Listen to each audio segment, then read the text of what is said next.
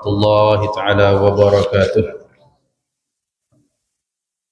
Alhamdulillahi rabbil alamin, wassalatu wassalamu ala sayyidil mursalin wa ala alihi wa ashabihi ajma'in. Subhanaka la ilma lana illa ma 'allamtana innaka antal alimul hakim. Rabbi ishrah li sadri wa yassir li amri wahlul 'uqdatam min lisani yafqahu qawli. Qala al-musannif rahimallahu ta'ala wa nafa'ana bihi wa bi 'ulumihi fid darain amin. Radhiyallahu ankum. الحديث الخامس عن أم المؤمنين أم عبد الله عائشة رضي الله تعالى عنها قالت قال رسول الله صلى الله عليه وسلم من أحدث في أمرنا هذا ما ليس منه فهو رد. رواه البخاري ومسلم. وفي رواية لمسلم من عامل عملا ليس عليه أمرنا فهو رد.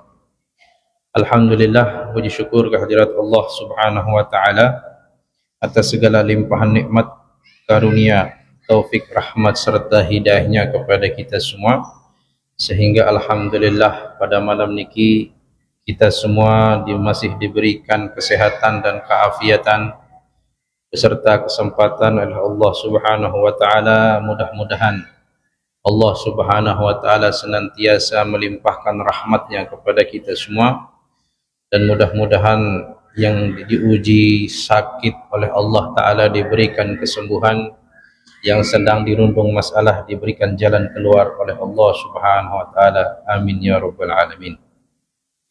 Kita lanjut pengajian kita. Hadis yang kelima diriwayatkan daripada Ummul Mukminin, yaitu Aisyah radhiyallahu anha, bahwasanya beliau berkata, Nabi Muhammad sallallahu alaihi wasallam telah bersabda, man ahdatha fi amrina hadza ma laysa minhu fa huwa raddun. Jadi hadis niki salah satu daripada kaidah dalam agama Islam, terutama bagaimana kita sebagai kaum muslimin yang hidup di zaman niki untuk lebih berhati-hati setiap kali kita ingin melakukan satu perbuatan. Harus kita ukur tolak ukurnya, barometernya kepada syariat yang sudah ditetapkan oleh baginda Rasulullah sallallahu alaihi wasallam, sehingga sebagaimana yang beliau katakan, taraktukum fihil amrain in tamassaktum bihima lan yastadillu abada. Aku telah tinggalkan kalian dua perkara, jikalau kalian berpegang pada dua perkara ini, selamanya kalian tidak akan tersesat di dalam hidupnya. Sehingga kaidah ini menyambung bahwasanya ketika umat Islam diwariskan Al-Quran dan Sunnah baginda Rasulullah SAW, maka seyogianya kita semua untuk senantiasa setiap keseharian kita, apapun amaliyah perbuatan kita, maka kita sesuaikan boleh atau tidaknya dengan barometer syariat Islam. Dan hadis niki merupakan satu daripada kaedah yang sangat besar maknanya. Tapi sebelum yang melanjutkan daripada keterangan hadis niki, penting juga untuk kita sedikit mengetahui sang perawi hadis, yaitu beliau seorang putri yang mulia dan juga sebinian yang sangat mulia, ya. Dan jalannya juga pun sangat mulia. Ya, harapan kita supaya adalah terdengar kepada saudara-saudara kita untuk mengetahui bagaimana sekelumit kisah daripada Siti Aisyah radhiyallahu ta'ala anha. Jadi di sini dikatakan bahwasanya Nabi Muhammad SAW tidaklah menikah, ya, seorang perawan setelah meninggalnya Siti Khadijah. Dan diriwayatkan annahu lamma matat Sayyidah Khadijah iktaman Nabi SAW. Ketika Siti Khadijah meninggal dunia, saat itu ya, Nabi SAW dalam keadaan berduka, Itu suatu kewajaran manusiawi ketika ditinggal oleh orang yang disayangnya, jadi ada rasa sedih di sana. Tetapi saat itu faja'ahu Jibril alaihissalam biwaraqatin minal jannah manqushun alaihi surah Sayyidah Aisyah. Saat itu Jibril alaihissalam turun menemui baginda Rasulullah dan membawa sebuah kertas yang beliau bawa dari surga. Di kertas itu tergambarlah sesosok perempuan. Nah, sesosok perempuan yang mana perempuan itu adalah Sayyidah Aisyah radhiyallahu taala. Kemudian Jibril mengatakan, ya Muhammad, innallaha ta'ala yuqra'ukas salam. Wahai Muhammad, sesungguhnya Allah subhanahu wa ta'ala ya, mengucapkan salam kepadamu.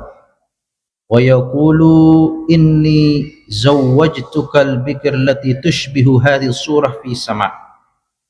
Allah subhanahu wa ta'ala berfirman, sesungguhnya aku, kata Allah, telah menikahkan engkau di dalam surga dengan perempuan seperti yang ada di gambar di kertas yang dibawa oleh malaikat Jibril tersebut. Fatazawwajha anta fil ardi, maka nikahlah engkau dengannya di bumi.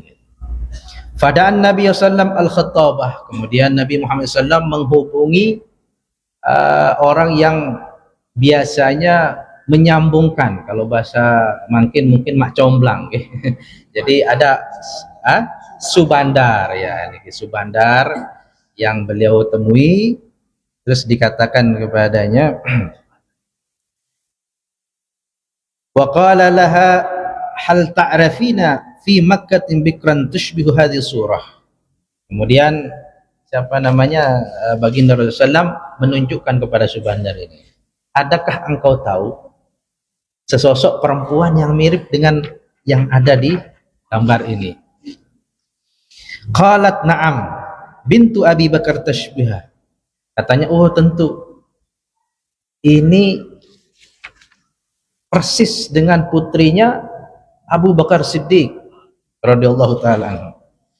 Fada'an Nabi sallallahu Abu Bakar wa qala lahu. Kemudian Nabi Muhammad sallallahu memanggil Abu Bakar dan Nabi berkata kepadanya, inna laka bintan tushbihu hadhihi tusamma Aisyah zawwajani Allah taala biha fis sama'. Wahai Abu Bakar, sesungguhnya engkau mempunyai seorang putri yang mirip sekali dengan yang ada di foto ini. Kita katakan foto saja, okay? Foto ini yang bernama Aisyah, yang mana Allah Ta'ala sudah menikahkanku di surga. Wa amaruka an tazawwajani biha fil ardi, dan memerintahkan engkau untuk menikahkan putrimu itu dengan aku di bumi, katanya. Faqala ya Rasulullah innaha saghira la tuslihu laka. Ya, katanya Abu Bakar, wahai Rasulullah, putriku ini masih kecil, kayaknya belum layaklah untuk menjadi pendamping hidup. Itu memang betul, sini karena jawaban, karena seorang orang tua mengetahui bagaimana keadaan putrinya. Qala, kemudian Nabi berkata, law lam takun salihah lima zawwajani Allah Ta'ala biha. Wahai Abu Bakar, kalau memang putrimu ini tidak layak untukku, kenapa Allah Ta'ala sudah menikahkanku di surga? Nah ini. Akhirnya fa'aqada nikah.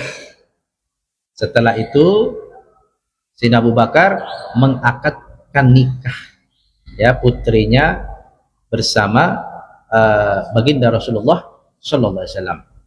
Nah, ini nanti kita akan kaitan bahasan juga akan masuk dalam ini. Wa raja'a Abu Bakar ila manzili, kemudian setelah beliau akad, Abu Bakar pulang ke rumahnya. Wa arsalamahu Aisyah tabaqa minat tabar. Beliau memanggil putrinya, wahai putriku, ini ada satu nampan, ya, korma, bawa dia ke baginda Rasulullah SAW. Jadi putrinya ini kan ya mungkin masih umur, kalau diriwayat 6 tahun, masih polos, ya, mungkin dikira suruh bawa korma aja begitu kan. Wa qala laha idhabi bihadza Rasulillah sallallahu alaihi wasallam. Pergilah engkau mengantarkan satu nampan korma ini kepada baginda Rasulullah wa quli lahu, ya Rasulullah, hadzal ladzi zakartahu li abi. Ini ketika Siti Aisyah pergi ke rumahnya baginda Rasulullah, katakan kepadanya, wahai Rasulullah, ini yang engkau sebut kepada bapakku. Jadi Siti Aisyah ini menyangka bahwa yang dimaksud itu adalah memberikan korma itu.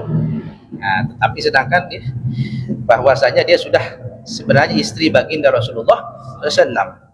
In kana yuslihu laka fa mabarakun alaika. Kalau memang ini baik untukmu, maka insya Allah akan menjadi berkah bagimu. Ini kata Siti Aisyah kepada baginda Rasulullah SAW.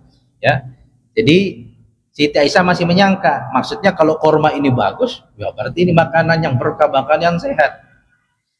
Akhirnya Rasulullah SAW menjawab, famadat wahiyya tadhunnu anna Abu Bakar yaqsidu tamr. Maka setelah menyerahkan korma itu yang satu nampan kepada Rasulullah SAW, Siti Aisyah berbalik arah karena dia menyangka hanya untuk menyampaikan amanah bapaknya yang berupa korma. Pada khalat ala Rasulullah SAW wa ballagtahu risalah. Setelah menyampaikan seperti itu, kemudian Nabi Muhammad SAW mengatakan apa? Qabilna ya Aisyah, qabilna. Sudah, kita nerimanya Aisyah. Kita sudah nerimanya. Wajadaba tarfaha thawbaha. Nah ini, begitu Siti Aisyah mau berbalik, ujung gamisnya Siti Aisyah ini dipegang sama Nabi. Nah, jangan disangka yang danda, jadi sekedar dipegang saja. Fanadharat ilaihi mudghatan wa dhahabat. Kaget Siti Aisyah. Kaget karena dia tidak tahu, beliau tidak tahu, dan dalam keadaan emosi lah gitu ya.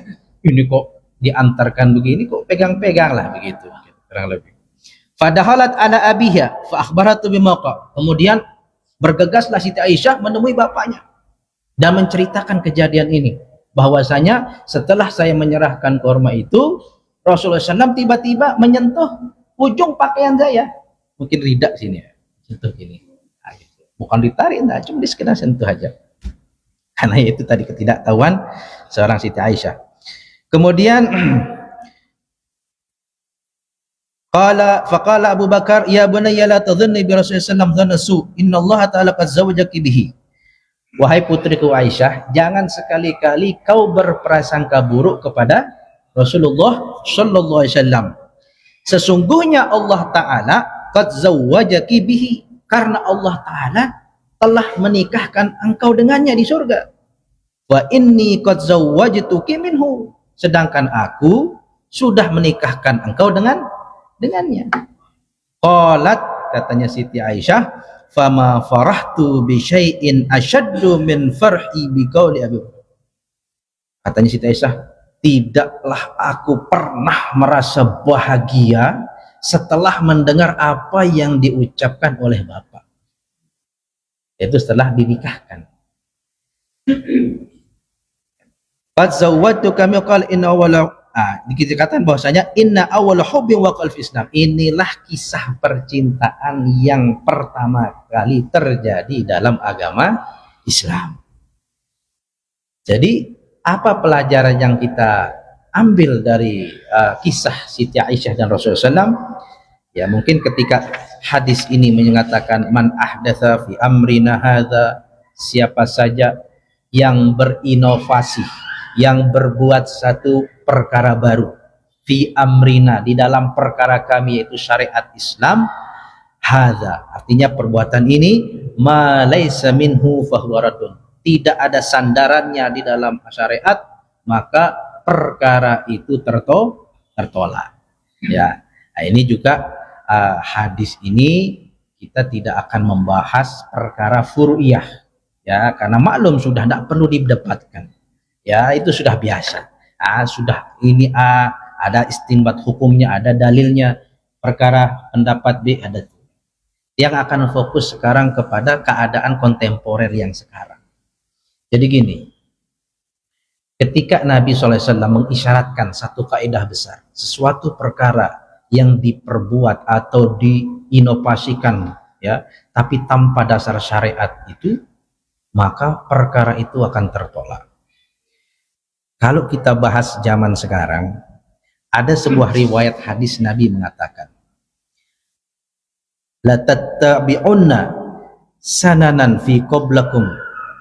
Kata Nabi Muhammad SAW, ini diriwayatkan daripada Abu Sa'id Al-Khudri, tidakkah kalian nanti itu tidaklah akan mengikuti, ya, kebiasaan-kebiasaan man qablakum, orang-orang sebelum kalian, syabran bisyibrin, mengikutinya itu dengan sedikit, zir'an bizar'in, zar'an bizar'in, ya, sudah sejengkal demi sejengkal, sehasta demi sehasta. Artinya apa?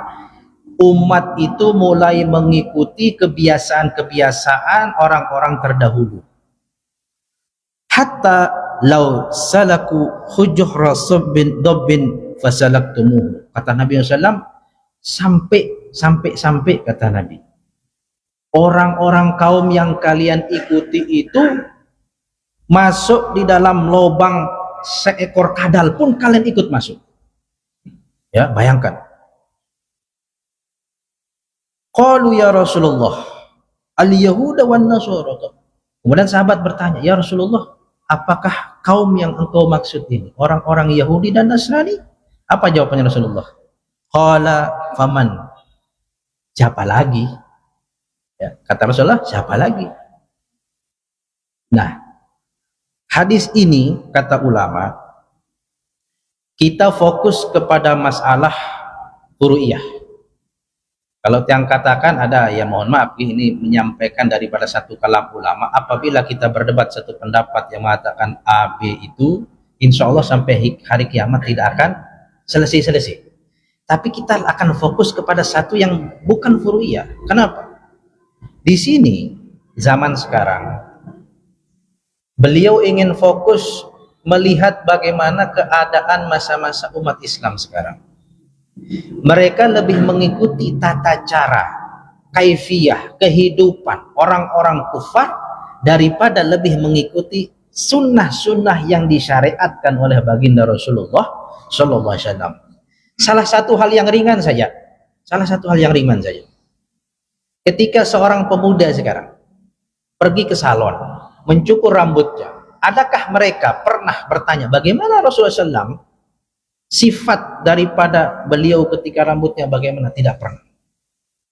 Dan kalau kita tukang cukur rambut, yang dinampakkan foto-foto siapa? Ya foto pesepak bola, ya artis, ya apa. Dan mereka dengan ente, oh saya pilih nomor ini.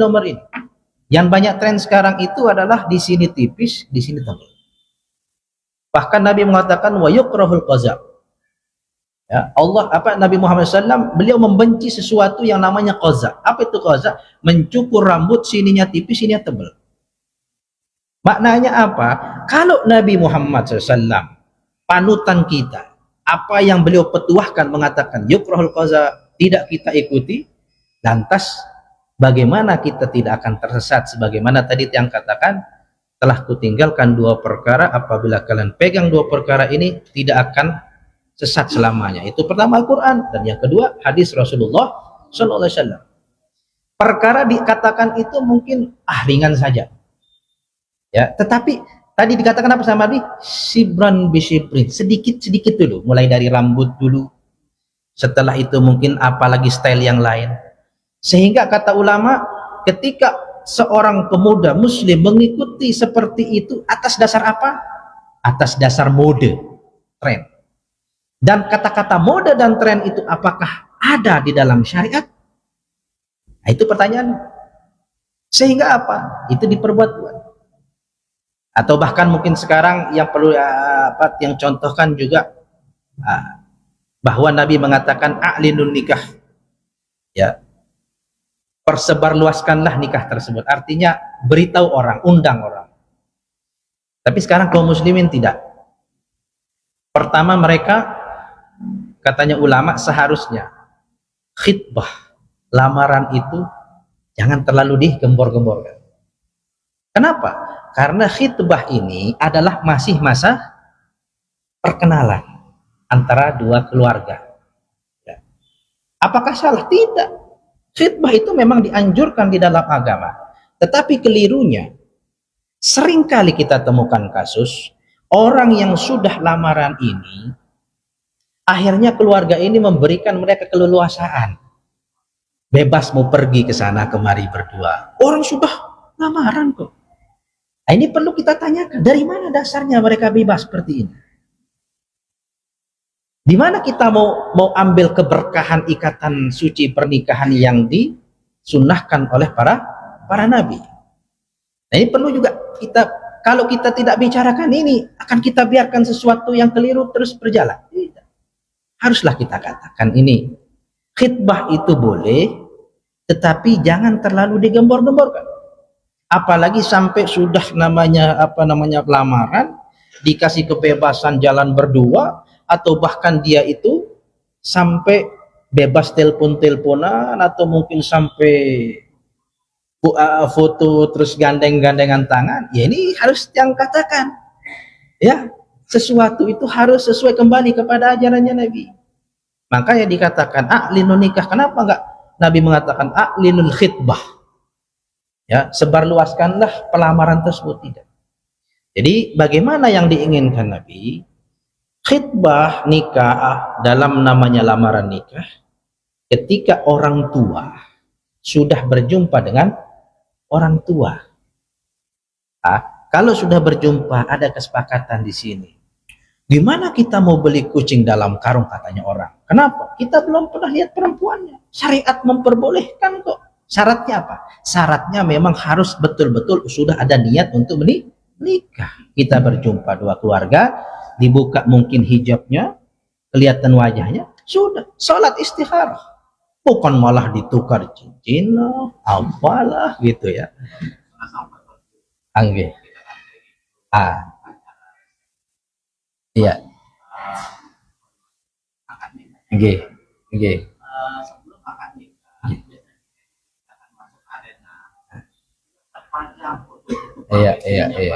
Iya.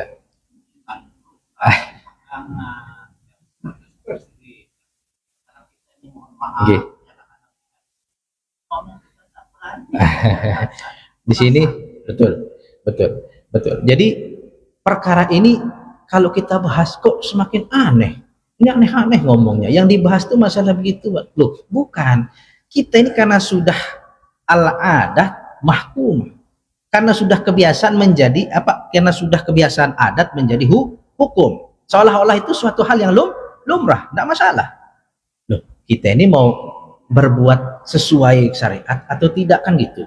Nah, adapun perkara seperti itu, ulama pernah membahas bagaimana hukumnya menghadiri acara atau walimah yang di situ terdapat ada fasadnya. Ya, mohon maaf, ulama mengatakan kalau keruan di situ ada fasadnya, ya sudah, tak apa-apa, tidak dihadiri. Artinya apa? Kita saat resepsi bisa tidak hadir, nanti ketika mungkin besok lusanya kita dulu ke rumahnya, bawakan hadiah, selesai. Tidak akan menjadi fitnah. Ya, cuma yang berbicara seperti ini karena memang perlu disampaikan seperti itu. Sekali lagi, lamaran itu diperbolehkan, memang harus gitu jalannya, tetapi maksudnya jangan digembar-gemborkan di sosmed, di apa, di ini. Akad itu baru perkenalan, belum tentu jadi atau tidak lamaran. Tapi kalau akad nikah itu kan sudah selesai, memang sudah mau akad. Makanya supaya tidak terjadi fitnah, Nabi mengatakan a'linun nikah, sebarluaskanlah pernikahan tersebut. Tapi kalau orang yang sudah mungkin faham bagaimana yang baik dengan syariatnya, tidak ada namanya prawet dan seterusnya mungkin, ya mohon maaf, kalaupun dari ikhwan ada yang tidak setuju, ya gak masalah. Ini karena menyampaikan, kan begitu. Kemudian hal yang terjadi selanjutnya, kata ulama, di mana saat akad itu kan akan menentukan sah atau tidaknya. Artinya ketika belum akad itu belum sah. Ya mohon maaf, seringkali ada memang dari mana adatnya ketika nanti mempelai laki dan wanita itu dikasih kerudung berdua di sini. Ya mohon maaf, itu dari mana? Maksud saya dari mana dia mengambil keputusan hukum seperti itu? Karena ini kita nikah itu adalah ibadah. Kalau memang ibadah itu kita sesuaikan Nabi, bagaimana? Kenapa yang menyampaikan kisah Siti Aisyah dengan Nabi? Nabi sallallahu alaihi wasallam beliau berjumpa dengan Sayyidina Abu Bakar Siddiq, langsung diakadkan. Perempuan anaknya tahu? Tidak. Anaknya hadir? Tidak. Sah pernikahannya? Ya jelas. Nah itu maksudnya. Kita dulu waktu hadiri pernikahan di kawan-kawan kita belajar di Yaman dulu, ya sudah kita seperti ini datang di masjid diumumkan Assalamualaikum warahmatullahi wabarakatuh. Pada saat ini akhina fillah ini mau menikahkan. Oh, sudah kumpul kita. Kumpul. Setelah kumpul sudah akad nikah. Selesai akad nikah kita diundang ke rumahnya makan. Selesai sudah. Nanti acara perempuan, selama perempuan. Ya Siti. Bagaimana beliau? Apakah ada di sini disebut Siti Aisyah minta free wedding dulu sama Nabi? Kan tidak ada.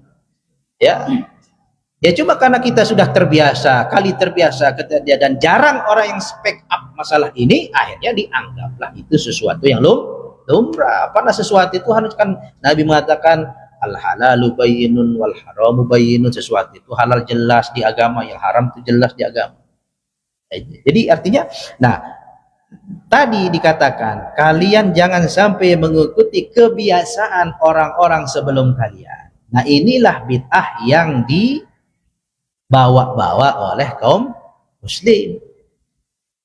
Ya lagi-lagi kita bahas sekarang ya sepak bola lah. Belum lagi sepak bola mereka.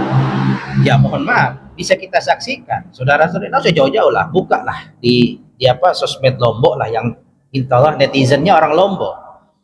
Membela timnya itu kok sampai nangis, sampai caci maki, sampai ini. Saya tidak ada masalah. Boleh kita menonton tuh boleh. Boleh kita senang, boleh. Tapi jangan sampai terluar batasnya.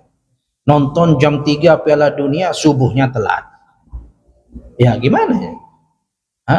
Maksud saya apa? Coba kita lebih luas lagi memandang perkara yang baru. Ya mohon maaf tadi, saya perlu juga saya katakan. Kita berangkat dari rumah 5:30, ihtiyat, hati-hati supaya jangan sampai terlambat sampai di sini. Baru lewatin Kampung Tiang sudah berjejeran ini. Ya pelungguh paham lah, macet jadinya. Berdoa aja ya Allah mudah-mudahan sampai tidak telat. Nabi mengatakan man sanna sunnatan sayyi'atan. Siapa-siapa yang memulai satu perbuatan yang buruk, selama perbuatan itu diikuti sampai yaumul kiamah, dia akan mendapat bagiannya. Kalau misalkan man sanna sunnatan hasanatan, siapa yang berbuat sesuatu yang baik, ya contoh yang baik mana? Yang mengadakan pengajian di sini siapa awalnya? Ini kan berarti sampai orang-orang datang mengaji, kita bisa silaturahim, akan terus mengalir pahalanya. Kalau kita berbuat satu arena, tempat orang judi misalkan, dia sampai kemudian hari anak cucu dan seterusnya dibiarkan sama anak cucunya juga dapat. Nah disitulah makanya kita penting untuk kita itu sadar diri kita, bahwasanya ada banyak hal perkara yang sudah kita lakukan di luar dari perkara-perkara yang sebenarnya kalau dibahas panjang lebar pasti ada dalil. Yang tadi yang katakan contohnya, ada dalilnya apa tidak? Kemudian di riwayat yang lain disebutkan man amila amalan, siapa yang melakukan satu amal atau perbuatan, laisa alaihi amruna, yang mana perkara ini tidak ada terjadi di masa kami, masa Nabi itu, fahuwa radun, maka barang itu tertolak.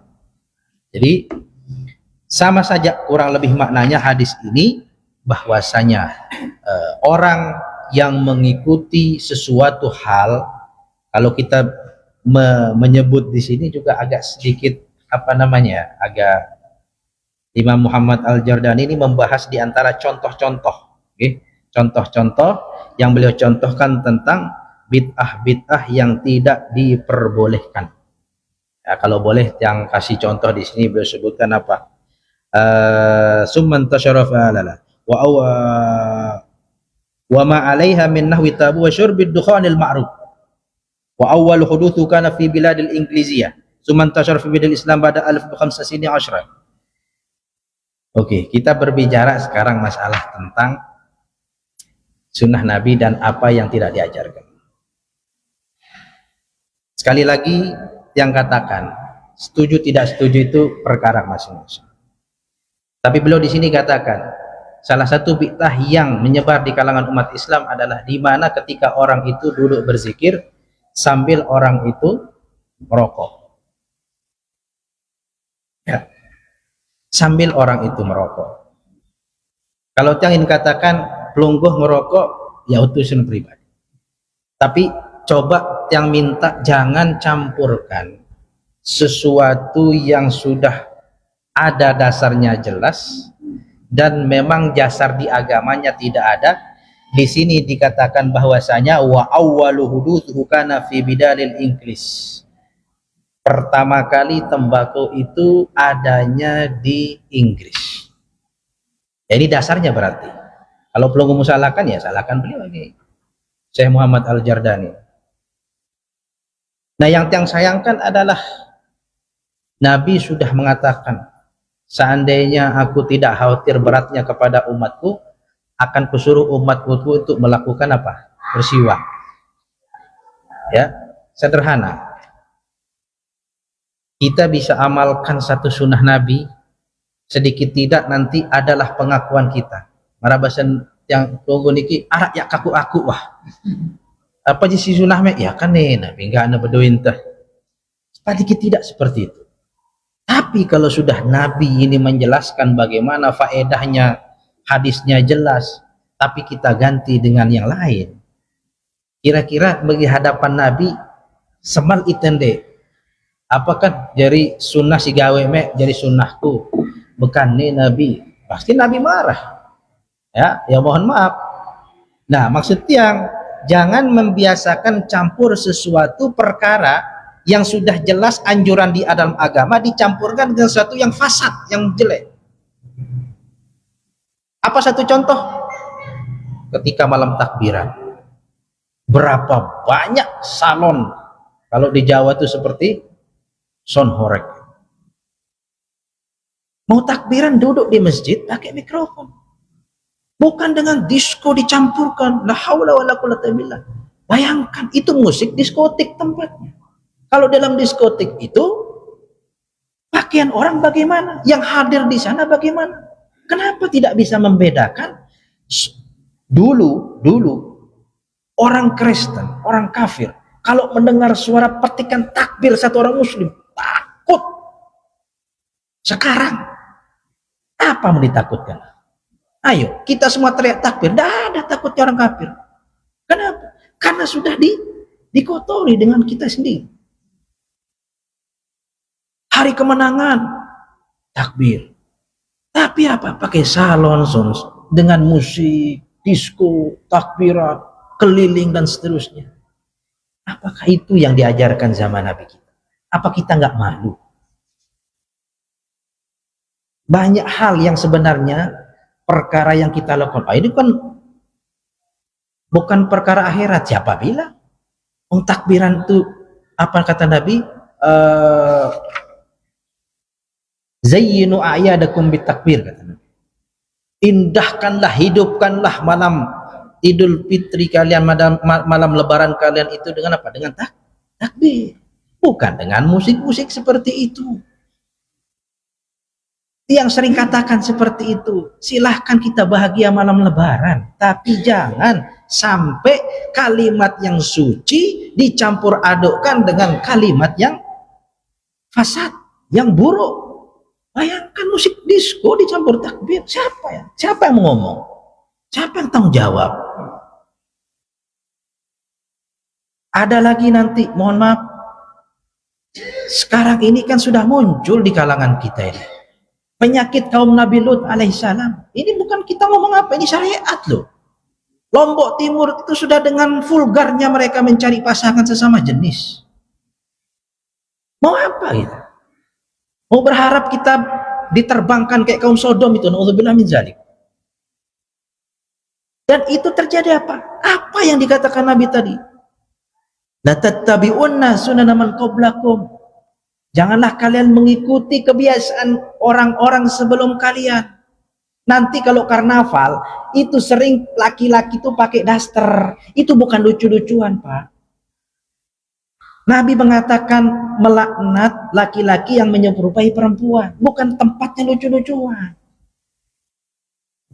Ayo, siapa yang mau tanggung jawab? Karena apa? Ya silahkan kita bersyukur bagaimana Allah Ta'ala memberikan nikmat kepada kita kemerdekaan. Tapi dengan karnaval ada yang laki-laki pakai daster terus ditaruhkan seperti bola di sini. Nabi sudah melarang. Terus kita mau ngomong apa sekarang sama Nabi? Di saat Nabi kata nanti di akhirat, mana umatku, mau aku apa kita? Sedangkan jelas fasad kerusakan yang kita lakukan ini jelas. Kita biarkan itu terjadi seolah-olah itu hal yang lumrah lucu. Banyak sekarang kita lihat nyebar sekarang ini. Ya, alhamdulillah, mudah-mudahan presiden sampai resmikan melarang itu semua. Ya mudah-mudahan Pak Bupati juga memberikan perda seperti itu. Hancur generasi kita ini kalau kita biarkan.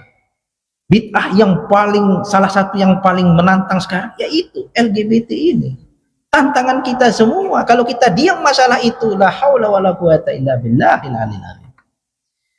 Sudah jelas Nabi melaknat, sudah jelas buktinya kaum dulu kalau Nabi Lut alaihissalam itu awalnya tenang. Tidak ada keributan, tidak ada ini, tidak ada itu. Muncullah penyakit ini. Muncul penyakit sesama jenis ini. Kalau dalam bahasa Arab itu al-liwat. Liwat ini sesuka penyama jenis. Kalau kita mau masih ributkan hal lain, ini loh yang menyintai kita sekarang ini seperti anak-anak muda kita sekarang. Ya, mereka duduk azan maghrib. Masih banyak kafe duduk. Ada yang negur nggak? Ayo kita sholat dulu maghrib. Ada. Nah, itulah diantara hal yang penting sebenarnya ketika Nabi SAW mengatakan, ya, man ahdatsa fi amrina. Orang membuat majelis pengajian itu sungguh mulia. Tapi kalau membuat majelis Allahu wal la'ib, tempat orang lupa, poya-poya, ketawa-ketawa. Apa seorang ahli hikmah mengatakan? Rubba dhahikin wa muli'a fihi wa qad jahaza akfanuhu fi apa katanya? Banyak kurang lebih artinya beliau mengatakan kadang-kadang orang yang sedang tertawa asik riang bersama teman-temannya itu, ia tidak sadar penjahit itu habis menyelesaikan kafannya. Ya, makanya Nabi mengatakan apa? Ya, perbanyaklah mengingat pemutus kenikmatan. Itu kematian. Nah, jadi kita ingin sadar dulu, bangun dari tidur kita. Ya, satu sosok Muslim zaman dahulu begitu namanya didengar oleh musuh akan datang, mereka sudah takutan. Tapi sekarang kita mau memekikkan takbir itu sudah jadi bahan ejekan. Makanya disitulah kita sebagai umat Islam itu sedikit demi sedikit sudah mengikuti tren sekarang kemarin. Buktinya juga apa yang bid'ah itu? Yaitu orang-orang yang lahir anaknya diberi nama yang bukan makna Islami. Ayo, banyak sekarang anak-anak kecil khususnya di TK-TK itu dinamakan orang-orang non-muslim padahal mereka muslim, sehingga kita tidak bisa membedakan ini anaknya orang muslim atau tidak. Padahal Nabi sudah memberitahu kepada kita supaya nama anak itu apa? Nama yang betul-betul sesuai dengan kodratnya. Dia Islam, ya kasih nama Islam. Sudah banyak nama sahabat, sudah banyak nama anbiya, nama nabi-nabi, sudah banyak nama istri-istri nabi, sudah nama tokoh-tokoh muslimah yang perlu kita contoh namanya. Sehingga kita itu hanya fokus itu saja, ribut A, ribut B, ribut C. Tapi hal yang penting yang bisa merubah keadaan umat ini kita tidak pernah sadari. Nah, ini yang penting kepada kita, dari kita semua, supaya apa? Supaya jangan sampai hal-hal yang sudah berjalan tidak sesuai dengan apa yang diajarkan Nabi, kita lakukan terus-menerus, sehingga nanti ketika sudah berada di akhirat nanti, kita dipertanyakan oleh baginda Rasulullah SAW, apa yang kau telah kerjakan dari sunnahku? Apa jawaban kita? Nah ini, ya, alhamdulillah, ya bapak-bapak diberikan sehat walafiat dan juga ada rogbah, keinginan melangkahkan kakinya di masjid. Begitu luasnya masjid, kalau disapkan hanya 2 sap, kita syukuri saja. Ya, kembe ampun disyukuri, Pak, lamun telah lojok koko, da embun batu luwe, dembun sekarang mau itu, dijual sekarang pira mau dah. Tapi kalau kita cari permata, ketemu enggak di dalam sungai, di sungai? Belum tentu. Kalaupun kita ketemu, paling 1 biji, 2 biji. Nah, bersyukurlah kita di sini. Dek teparan diri kita si hadir mangkil masjid niki dengan sholat wasolah dek. Tetapi kita bersyukur Allah Ta'ala masih membuka hati kita untuk mau datang ke masjid. Alih-alih kita misalkan duduk di luar masjid, ya coba perlu perhatikan. Orang duduk di pelataran masjid, orang duduk di samping masjid, orang duduk di dalam masjid. Kalau kita bandingkan, mana kira-kira yang lebih baik? Di dalam masjid.